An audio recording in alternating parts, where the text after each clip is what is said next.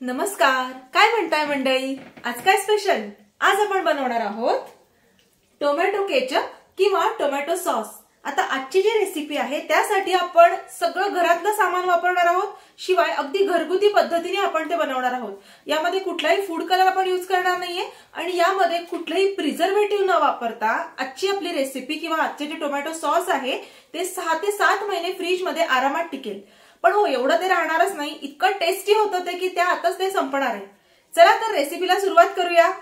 तर आपण यामध्ये साधारण 1 किलो टोमॅटो घेतलेले आहेत। मार्केटमधून टोमॅटो निवडताना अगदी लाल चुटूक टोमॅटो निवडायचे, पिवळे पडलेले टोमॅटो आपल्याला नको आहेत आणि मीडियम साईजचे टोमॅटो आपण यामध्ये घेणार आहोत। तर असे 1 किलो टोमॅटो आपण घेतलेले आहेत आणि ते चिरत असताना त्याचे जे देठाचा भाग आहे तो काढून टाकायचा आहे, कारण देठाच्या बाजूने टोमॅटो थोडा कडक असतो, त्यामुळे देठ त्याचं काढून टाकायचं आहे आणि छान त्याचे छोटे छोटे तुकडे आपल्याला करून घ्यायचे आहेत। अख्खा टोमॅटो आपण शिजवू शकतो, पण त्याला जरा वेळ लागतो, त्यामुळे सगळ्या टोमॅटोचे छान आपण छोटे छोटे तुकडे करून घेणार आहोत।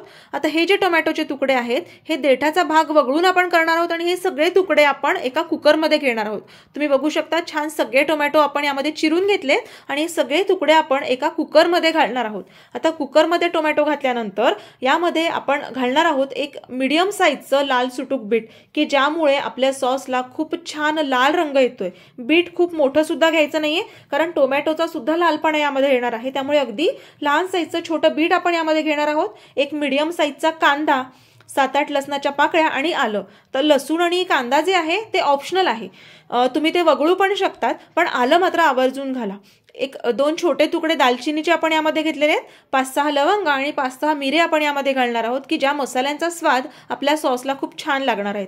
आता 1 किलो टोमॅटोसाठी आपल्याला अर्धा कप साखर अगदी सफिशियंट आहे। याचा गोडपणा अगदी ॲक्युरेट आपल्या सॉसला येतो, त्यामुळे तेवढंच साखर यामध्ये आपण घालणार आहोत। तुम्हाला जर गोड हवं असेल तर तुम्ही साखरेचं प्रमाण वाढवू शकता। ही साखर आपण सगळीकडे छान मिक्स करून घेणार आहोत आणि आता यामध्ये घालणार आहोत मीठ। आपलं साधं जे मीठ आहे ते साधारण 1 चमचा आपण यामध्ये घालणार आहोत आणि यामध्ये आपल्याला काळं मीठ सुद्धा ऍड करायचंय। काळं मीठ घेताना साधारण अर्धा चमचा आपण यामध्ये घेणार आहोत, की ज्यामुळे आपलं सॉस जरा चटकदार होणार आहे। लाल मिरचीच्या ऐवजी आपण बेडगी मिरचीचं 1 चमचा तिखट यामध्ये घातलेलं आहे। आता हे सगळं छान कुकरला 3 ते 4 शिट्ट्यांमध्ये शिजवून घ्यायचंय। कुकर पूर्ण थंड झाला की सगळं आपण एकजीव हलवून घ्यायचंय। तुम्ही बघू शकता फक्त टोमॅटोचं आणि साखरेचं जे पाणी आहे यामध्येच आपलं जे काही साहित्य आहे ते छान शिजलेलं आहे। तर हे शिजलेलं जे साहित्य आहे हे जरा गार करायचंय।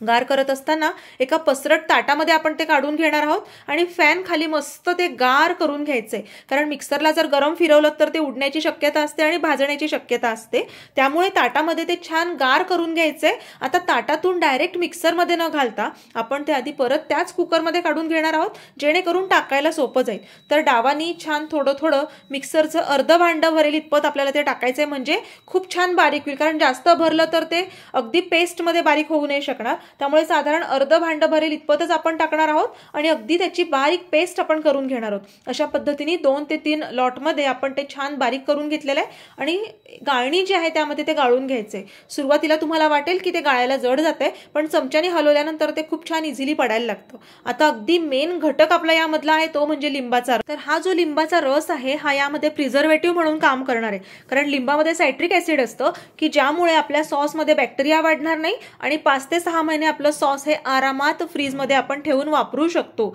आता अशा पद्धतीने उकळल्यावर आपलं सॉस आपण टेस्ट करूया। एका ताटलीमध्ये त्याचा थेंब टाकायचा आहे आणि जर त्याचा ओघळ खाली आला तर समजायचं की नाही अजून व्हायचं आहे ते, त्यामुळे परत एक 5 ते 7 मिनिटं त्याला छान उकळून घ्यायचंय आणि परत आपण चेक करूया आपलं सॉस झालंय का। तर बघा तुम्ही आता थेंब त्याचा ओघळ खाली येत नाहीये, ते घट्ट झालंय पहिल्यापेक्षा। तर आता आपलं सॉस हे पूर्णपणे तयार आहे। आता तुम्ही विदाऊट गिल्ट तुमच्या लहान मुलांना घरी केलेलं ताजं फ्रेश सॉस बिंदास्त खायला देऊ शकतात। त्याचं टेक्स्चर, त्याचा रंग आणि चव त्यांना सुद्धा खूप आवडेल। चला तर मंडळी, आपला टोमॅटो सॉस तयार झालेला आहे। तुम्ही बघू शकता त्याचा रंग आणि त्याचं टेक्स्चर जे आहे अगदी बाहेरच्या सॉस सारखं झालेलं आहे आणि टेस्ट म्हणाल तर अगदी रेडीमेड सारखी टेस्ट आहे। तुम्ही नक्की करून बघा। आणि हो, याचं विशेष म्हणजे याच्यात कुठलेही आपण प्रिझर्वेटिव्ह वापरलेलं नाहीये, कुठलाही फूड कलर किंवा कुठलाही केमिकल वापरलेलं नाहीये, अगदी घरगुती साहित्यात आणि झटपट तयार झालेलं आहे। नक्की करून बघा आणि कसं झालं ते मला कमेंट करून कळवा। आणि हो, माझ्या चॅनलला लाईक, शेअर आणि सबस्क्राईब नक्की करा, कारण तुम्ही सबस्क्राईब केलं तर तुम्हाला माझे नोटिफिकेशन्स, येणाऱ्या रेसिपीचे नोटिफिकेशन्स येत राहतील. तर भेटूया पुढच्या रेसिपीमध्ये. तोपर्यंत बाय बाय.